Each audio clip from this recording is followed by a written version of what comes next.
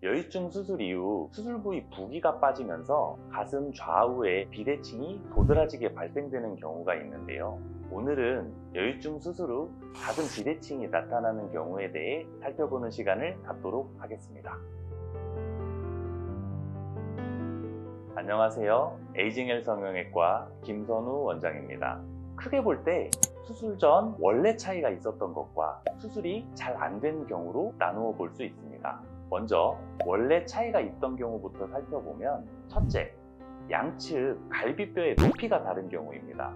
수술을 하다 보면 양측 흉곽의 모양이 다른 경우를 자주 볼 수 있는데요. 한쪽의 앞뒤 길이가 길거나 좌우 길이가 다른 경우, 또는 한쪽 가슴이 다른 쪽 가슴에 비해 바깥쪽으로 가는 경사가 급하게 떨어지는 경우가 대표적입니다. 이러한 경우에 양측에 남아있는 조직량이 비슷하더라도 차이가 나는 느낌을 받으실 수 있고, 또 흉곽이 비슷하더라도 근육의 양이 다르면 양측이 차이 나는 결과가 있을 수 있습니다. 다행히 근육량이 다른 건 근력 운동으로 어느 정도 모양을 맞추는 게 가능합니다. 두 번째로, 양측의 피부 처짐 정도가 다른 경우입니다. 우측과 좌측의 피부 처짐 정도가 다른 경우가 왕왕 있는데, 이러한 경우에 남아있는 조직량이 비슷하더라도 피부가 늘어진 쪽 볼륨감이 남아 보이거나 유륜 주변에 피부 남는 정도가 다른 경우에 많이 남는 쪽의 유륜이 소량 돌출되어 보일 수 있습니다. 그 밖에 처짐 정도가 다를 때 수술 후 유륜의 위치가 달라 보이는 경우가 있습니다. 볼륨감이 있을 때는 차이가 조금 보였지만, 수술 후 볼륨감이 없어지게 되면 유륜의 위치 차이가 조금 더 도드라져 보일 수 있기 때문에 발생하는 일입니다. 세 번째로, 양측 유선 조직의 양의 차이가 있는 경우인데요.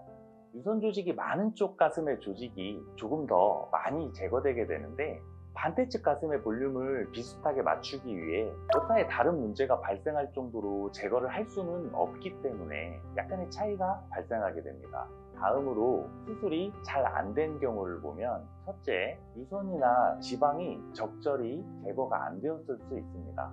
둘째로, 한쪽 가슴이 약간 혈종이 생긴 경우도 있는데요. 혈종이 약간 생긴 경우에는 경과 관찰하면 원래대로 자리를 잡게 되는데, 적절히 제거가 되지 않은 경우에는 재수술이 필요할 수 있습니다.